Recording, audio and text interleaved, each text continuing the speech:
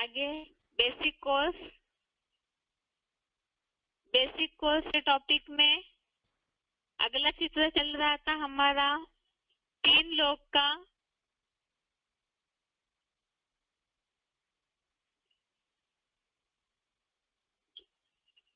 Basic course के topic में हमारा चित्र चल रहा था 3 लोग का। 3 लोग के चित्र में ये समझाया था, जब भी कोई नए जिज्ञासु आते हैं उनको आत्मा का पाठ समझाने के बाद 3 लोग का चित्र शुरू करने के पहले आत्मा का जो परिचय हमने समझाया है तो उसका शॉर्ट में एक बार रिपीटेशन करना चाहिए। और शॉर्ट रिपीटेशन बताया था कल,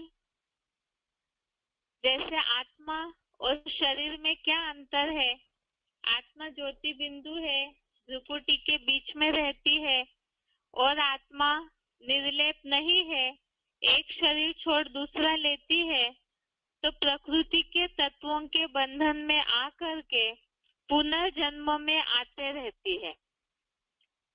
जन्म मरण के चक्र में आते आते देह के सुखों में आसक्त होने के कारण अपने स्वरूप को भूल जाती है और अपने को विनाशी देह समझने लगती है।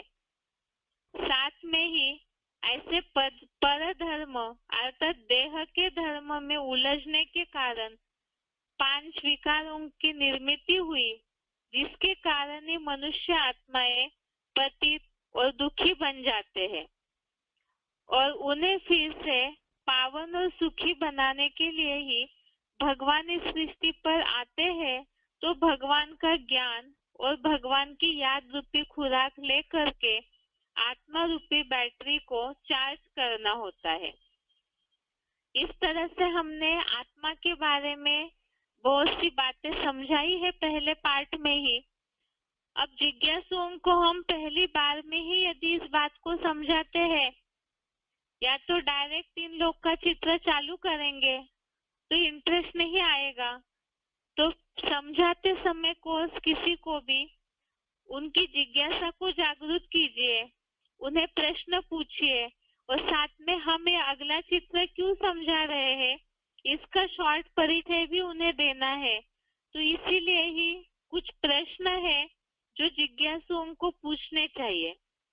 अब जैसे हो सकता है कई जिज्ञासु अपने आप ही इन प्रश्नों को पूछे, और जो नहीं पूछते हैं तो उनके मन में इंटरेस्ट जागृत करना है, या तो उनकी जिज्ञासा जागृत करने के लिए कुछ प्रश्न है। जैसे कि आत्मा के बारे में तो हमने समझा कि इतनी सारी आत्माएं हैं दुनिया में, जितने भी जीव जंतु है, कीटक, पशु, पंछी, प्राणी और खास करके मनुष्य जाति। तो ये जो भी आत्माएं हैं जिनमें चैतन्यता है, तो ये आत्माएं आती कहाँ से है।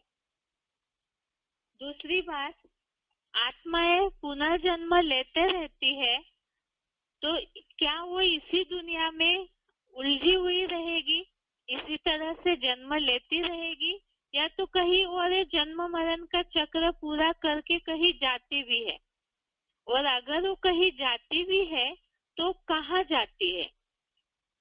अर्थात इस सृष्टि से भी कोई दूसरा लोक है जहाँ आत्माएं जाती है, और आत्माएं इस सृष्टि पर आई कहाँ से है, कब आई है, क्यों आई है।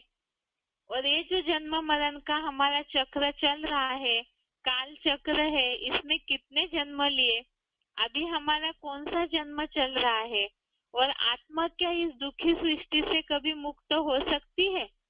अगर मुक्त हो सकती है तो कब तक के लिए, क्या सदा काल के लिए मुक्ति या मोक्ष संभव है।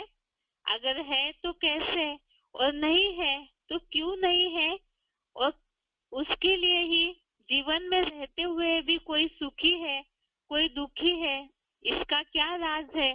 ऐसे बहुत सारे प्रश्न है इस सृष्टि के बारे में, सृष्टि के आदि मध्य अंत के बारे में। इस सृष्टि के ऊपर क्या है, सूरज चांद सितारों से भी ऊपर क्या है, जिसके लिए अलग अलग शास्त्रों में अलग अलग धर्मों में मान्यता है। तो सारी चीजें क्या है, ये सारी बातों का जो जवाब है वो ये जो चित्र है 3 लोक का, इस चित्र में हमें इसके सारे जवाब जो है वो मिलते हैं।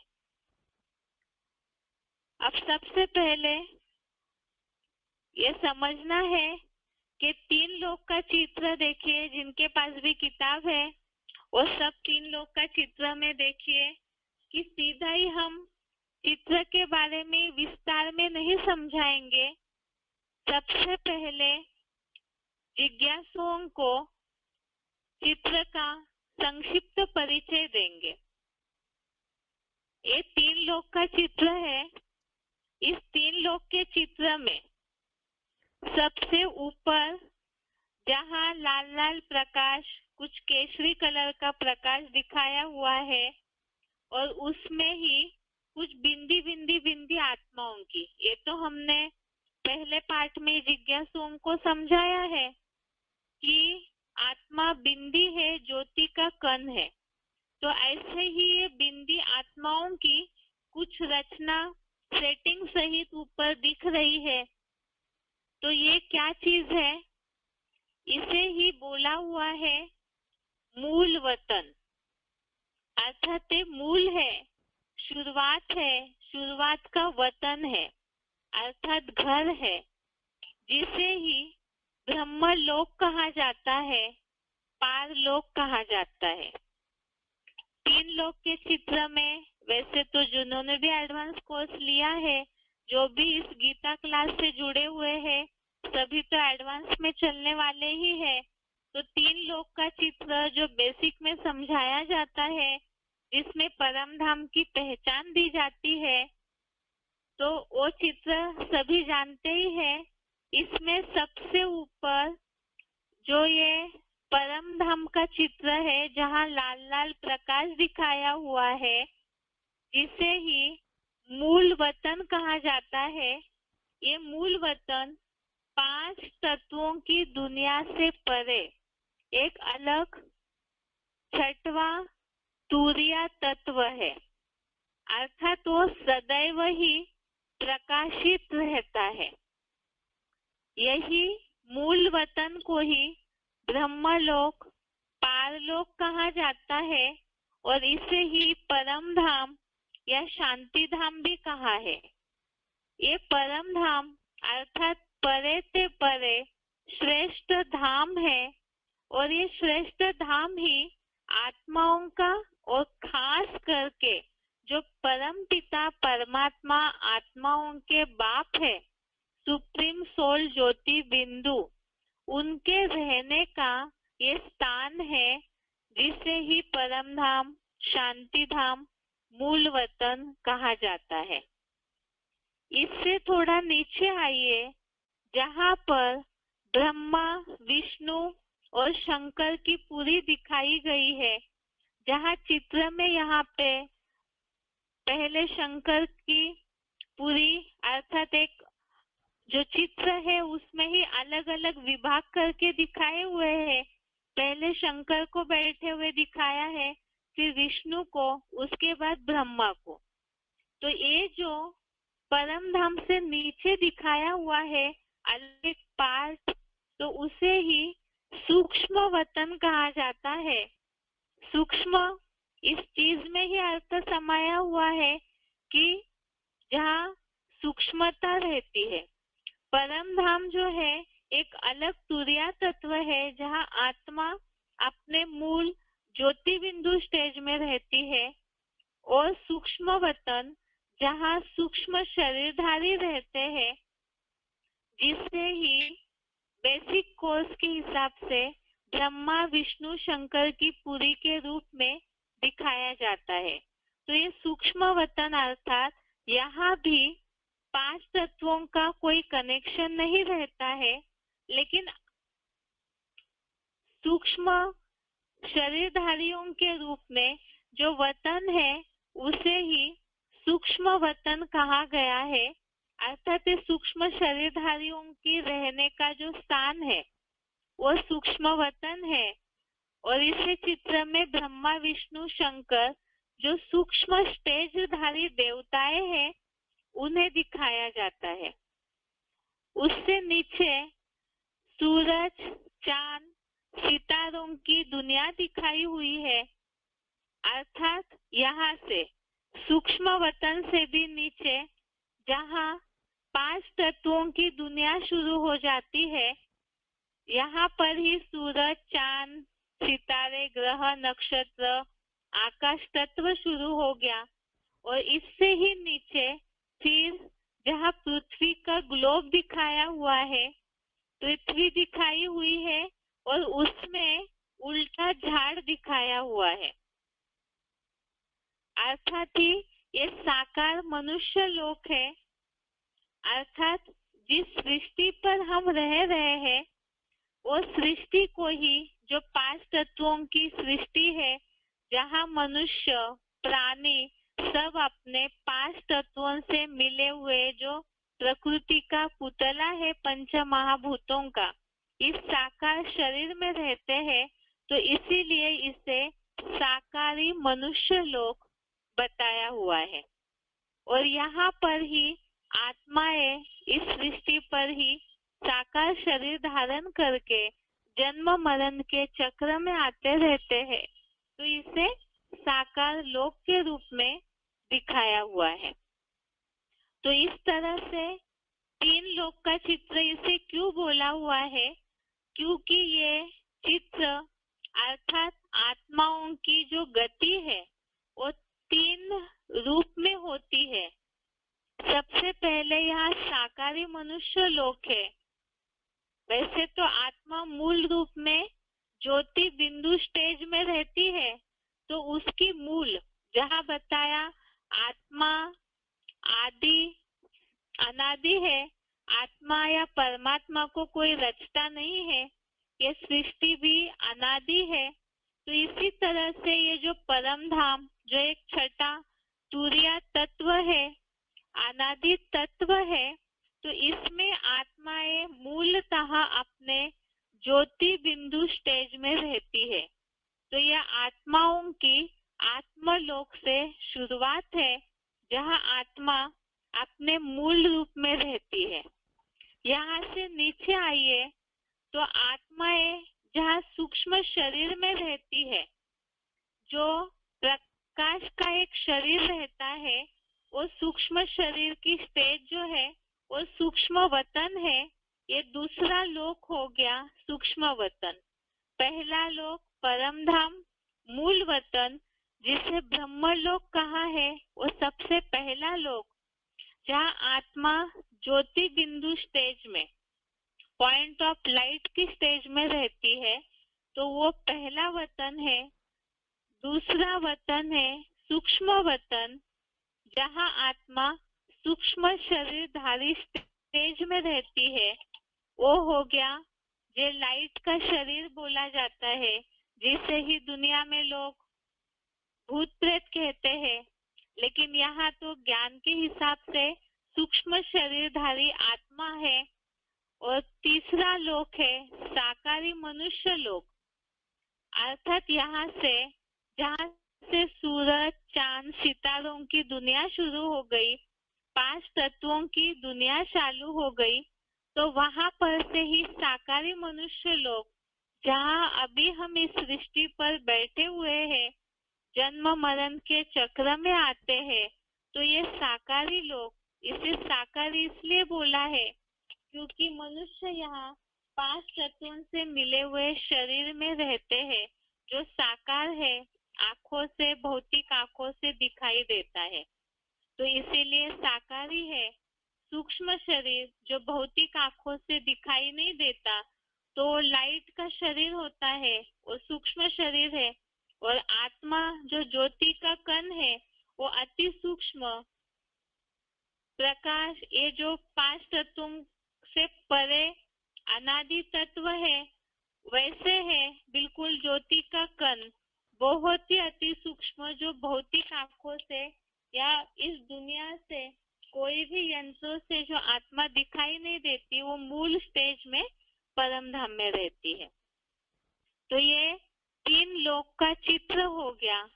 इसमें ये तो संक्षिप्त परिचय दिया हमने इस चित्र का, क्योंकि चित्र देखते ही जो नए जिज्ञासु है उनको बहुत क्यूरियोसिटी रहती है, जिन्होंने कभी भी पहले ऐसे चित्र नहीं देखे या जिन्हें बहुत सृष्टि के आदि मध्य अंत का राज जानने की इच्छा रहती है। तो इसीलिए ही चित्र को दिखा के उसका संक्षिप्त परिचय पहले समझाना है। उसके बाद फिर से आइए परम धाम के बारे में थोड़ा सा विस्तार से जानकारी लेते हैं, जिसमें श्लोक के आधार से भी परम धाम के लिए क्या बोला है। और ये परम धाम जिसे केवल ज्ञान मार्ग में ही समझा जाता है ऐसे भी नहीं है। बहुत से ऐसे धर्म है दुनिया में जो परम धाम को अलग अलग नाम से मानते हैं, क्योंकि आत्माएं जो है उनका कोई अलग धर्म नहीं होता है। ये तो हमने आत्मा के पाठ में समझाया है जिज्ञासुओं को। आत्मा मूल रूप में केवल ज्योति का कण है। जब वो शरीर धारण करती है तब धर्म, जाति, भेद निर्माण होते हैं। और इसीलिए ही जितने भी धर्म वाले हैं, पंथ वाले हैं, अर्थात इस मनुष्य सृष्टि पर जितने भी मनुष्य है तो सब आत्माएं ही। और सबको विनाश के बाद जाना तो सबको अपने घर ही है। इसीलिए ही सारी आत्माओं को ही परमात्मा उनके मूल घर का परिचय देते हैं। और मूल घर जो है अर्थात मुख्य घर जो आत्माओं का रहने का मूल स्थान है, निवास स्थान है, तो इसीलिए ही उसे मूल वतन कहा गया है। मूल माना मुख्य, शुरुआत, आदि, अनादि है। और वतन अर्थात घर है, रहने का स्थान है। इसी के लिए ही परम धाम को मूल वतन कहा गया है।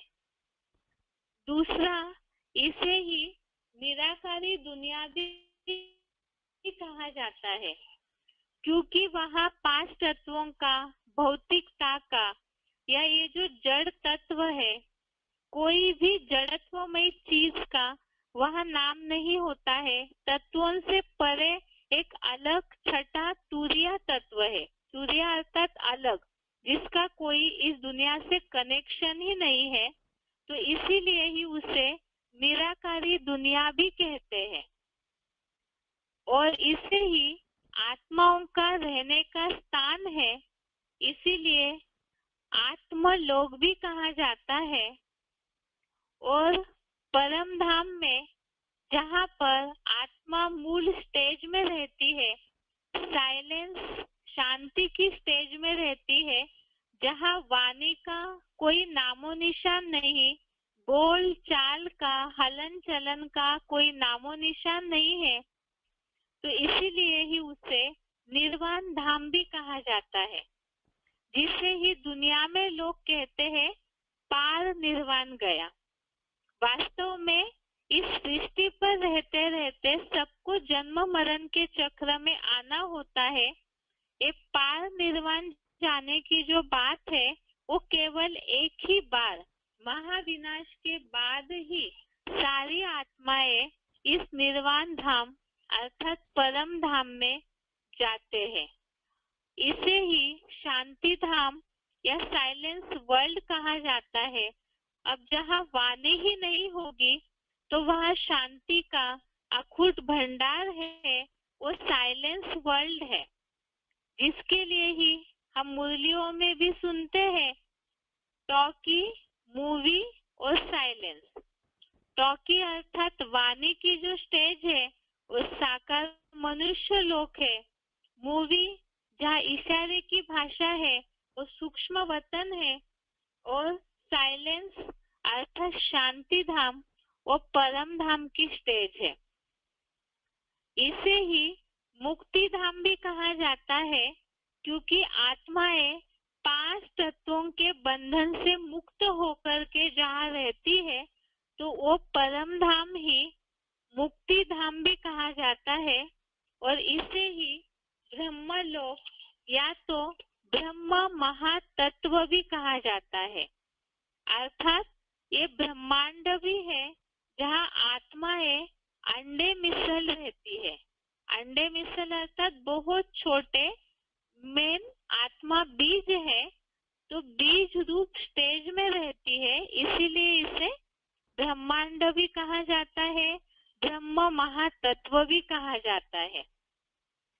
परम धाम के नाम अभी अभी बताए, जो लोग नोट कर रहे हैं उसे नोट कर लीजिए, दोबारा नाम को रिपीट कर रहे हैं।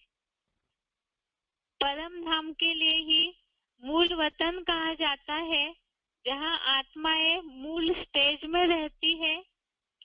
इसे ही निराकारी दुनिया भी कहा जाता है, क्योंकि आत्माएं जहाँ निराकारी स्टेज में रहती है, ज्योति बिंदु की स्टेज में रहती है।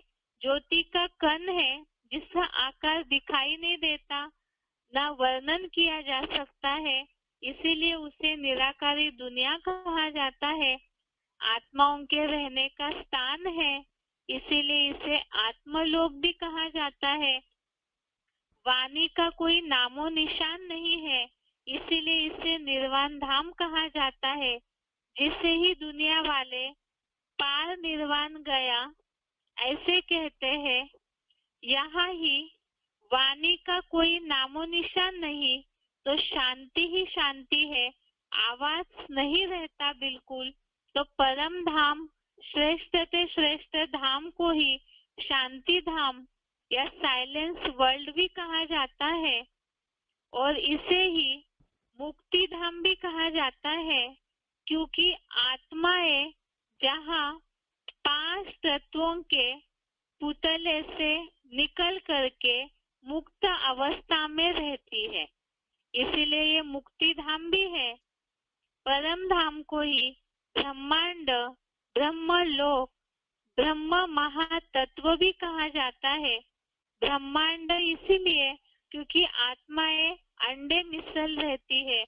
अंडे मिसल यहाँ भावार्थ ये है, आत्मा अपने बीज रूप स्टेज में, मूल जो स्टेज है आत्मा की बीज रूप ज्योति बिंदु, उस स्टेज में रहती है और ये महान तत्व है, ब्रह्म महातत्व भी कहा जाता है परम धाम को। तो इतने सारे नाम जो है ये तो ज्ञान मार्ग के हिसाब से जो मुरलियों में बातें आई है, इस हिसाब से ये सारे शब्द बताए हैं।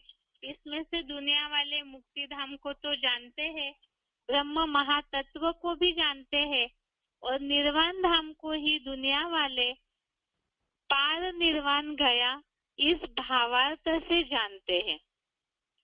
अब आगे परम धाम के लिए ही जो श्रेष्ठ से श्रेष्ठ ऊंच से ऊंच धाम है, जिसके लिए ही बोला जाता है कि परम धाम को ही अंग्रेज लोग सोल वर्ल्ड कहते हैं। सोल वर्ल्ड, सोल वर्ल्ड का स्पेलिंग है सोल SOUL, वर्ल्ड WORLD। अंग्रेज लोग इसे सोल वर्ल्ड कहते हैं, अर्थात आत्माओं का लोक, या तो सुप्रीम एबोर्ड कहते हैं। मुस्लिम लोग जिसे कहते हैं खुदा अर्श में रहता है। अर्श अर्थात ऊंची स्टेज, फर्श अर्थात ये साकारी स्टेज कहा जाता है। खुदा फर्श में नहीं रहता, खुदा अर्श में रहता है। अर्श अर्थात ऊंची स्टेज, फर्श अर्थात ये साकारी दुनिया। तो मुस्लिम लोग भी इसे जानते हैं, अंग्रेज लोग भी सोल वर्ल्ड के नाम से जानते हैं, सुप्रीम एबोर्ड के रूप में जानते हैं। ऐसे ही दुनिया में कहा जाता है ऊंचा तेरा नाम, ऊंचा तेरा धाम, ऊंचा तेरा काम। तो ये जो मान्यता है दुनिया में, ऊंचा तेरा नाम, ऊंचा तेरा धाम, ऊंचा तेरा काम, अर्थात परम धाम जो है वो परमात्मा के रहने का स्थान है। और सब जानते हैं कि जो पिता का रहने का स्थान है वही बच्चों का भी है। तो आत्मा रूपी बच्चों के रहने का भी वो स्थान है परम धाम। इस परम धाम के लिए ही भगवत गीता में भी समझाया हुआ है, भगवत गीता में इसका उल्लेख आया हुआ है। इसके लिए श्लोक है, ज्यादातर भक्ति मार्ग वाले इस श्लोक को जानते हैं। श्लोक नंबर है 15वें अध्याय का 6वां श्लोक, अध्याय 15, श्लोक नंबर 6। आप सभी भी अपने किताब में देखिए, परम धाम का उल्लेख गीता में जिस श्लोक में आया है, 15वें अध्याय का 6वां श्लोक, श्लोक है, न तद्भासयते सूर्यो न शशांको न पावकः यद् गत्वा न निवर्तन्ते तद्धाम परमं मम। श्लोक दोबारा देखिए, न भासयते सूर्यो न शशांको न पावकः यद् गत्वा न निवर्तन्ते तद्धाम परमं मम। अर्थात उसको न सूर्य न चंद्र न अग्नि भासित होती है, जहाँ जाकर लौट नहीं लौटते, वह मेरा परम धाम है। श्लोक का अर्थ बताया कि उसको अर्थात उस परम धाम को न सूर्य न चंद्र न अग्नि भासित होती है, अर्थात इस 5 तत्वों से बहुत अलग वो तुर्य तत्व है, जहाँ जाने के बाद वापिस नहीं लौटते हैं, वो मेरा परम धाम है। तो ये श्लोक का भावार्थ हो गया। एक बार इसे क्लैरिफिकेशन से देखते हैं। उस परम ब्रह्म लोक को न सूर्य न चंद्र और न पंच महाभूतों के बीच सदा दैदीप्यमान अग्नि भासित होती है, जहाँ वैकुंठ में जाकर नरक में 2500 वर्ष तक नहीं लौटते, वह परम ब्रह्म लोक मेरा प्रकृति की योग ऊर्जा निर्मित परम प्रकाशित परम धाम है। अर्थात मैं सर्वव्यापी नहीं हूँ। इस दुनिया में जो मान्यता है परमात्मा सर्वव्यापी है, तो ये मान्यता भी श्लोक से गलत साबित होती है कि परमात्मा तो परम धाम के निवासी है, तो वो इस सृष्टि पर सर्वव्यापी कैसे हो सकते हैं। दूसरी बात, परम धाम के परमात्मा के घर का रहने का परिचय बताया, साथ में परम धाम का उल्लेख इस श्लोक में बताया कि जहाँ 5 तत्वों वाले सूर्य चंद्र और जहाँ अग्नि भासित नहीं होती, ऐसा वो परम ब्रह्म लोक है, श्रेष्ठ से श्रेष्ठ ब्रह्म लोक है, और जहाँ पर परा प्रकृति की योग ऊर्जा निर्मित परम प्रकाशित, अर्थात जहाँ योग ऊर्जा के द्वारा ही जो प्रकाशित है, तो ऐसा वो परम धाम है, जहाँ जाने के बाद वापिस लौटते नहीं है। यहाँ भावार्थ ये है, आत्माएं जहाँ अपने मूल स्टेज में रहती है, तो वहां पर वो रहती है आत्मलोक में, आत्म ज्योति बिंदु की स्टेज में, तो वो परम धाम है जिसका उल्लेख इस श्लोक में बताया हुआ है। इस तरह से आज हमने 3 लोक के चित्र में समझा है। सबसे पहले ये बात बताई कि जब भी जिज्ञासुओं को कोर्स समझाएंगे तो आत्मा का जो परिचय है उसका शॉर्ट में परिचय जरूर बताइए। देह शरीर में अंतर बताया हमने, आत्मा ज्योति बिंदु है जो भ्रुकुटी के बीच रहती है।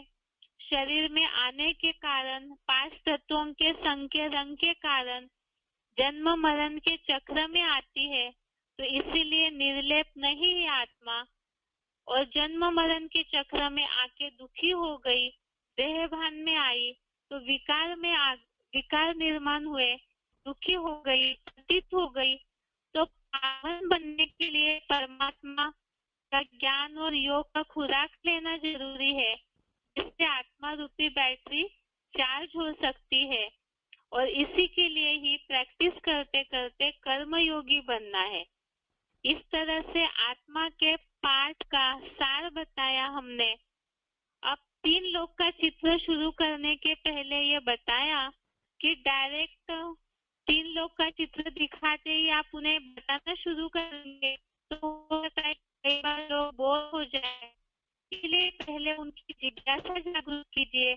ऐसे प्रश्न उनके मन में, अगर जिज्ञासु खुद टैलेंटेड है, होशियार है तो ठीक है, नहीं तो उनके मन में प्रश्न निर्माण कीजिए ताकि उसे जानने की उन्हें इच्छा निर्माण हो। जैसे कि आत्मा के बारे में तो हमने समझा कि आत्मा जन्म मरण के चक्र में आती है, ज्योति बिंदु है। अब इसके लिए ये भी समझा, जैसे श्लोक में बताया है कि आत्मा का आदि और अंत अदृश्य है, ये रची नहीं जाती है। अगर आत्मा अनादि है, निर्माण नहीं की जाती, तो ये आती कहाँ से है और ये वापस जाएगी कब? क्या इसी दुखी दुनिया में उलझी रहेगी या तो जाती भी है? अगर मोक्ष है तो कैसे संभव है? नहीं है तो क्यों नहीं है? क्या हमेशा के लिए मुक्त हो सकते हैं? कैसे हो सकते हैं? आत्मा इस लोक में है तो फिर और दूसरे लोक में जाती भी है या नहीं जाती है? और आत्मा सुख शांति की महसूस तक कब करेगी? ऐसे बहुत सारे प्रश्न निर्माण कीजिए और उसके बाद फिर 3 लोक के चित्र का शॉर्ट परिचय बताइए, जिसमें हमने अभी अभी समझा कि 3 लोक का चित्र जो है, इसे 3 लोक क्यों बोला है? क्योंकि ये जो पूरा ब्रह्मांड, ये जो सृष्टि है या ये जो भी है वातावरण, ये 3 लोक में बटा हुआ है। इसमें सबसे पहले मूल वतन अर्थात परम धाम, जो लाल प्रकाश के रूप में दिखाया है, बीच वाला हिस्सा सूक्ष्म वतन है, ये दूसरा लोक है, और नीचे साकार मनुष्य लोक, जहाँ पंच तत्वों में आत्माएं बंधी रहती है। इसके बाद परम धाम के हमने अलग अलग नाम समझे और परम धाम के लिए गीता में क्या बताया है उस श्लोक के बारे में समझा। आज के लिए यहाँ तक ही। ओम शांति।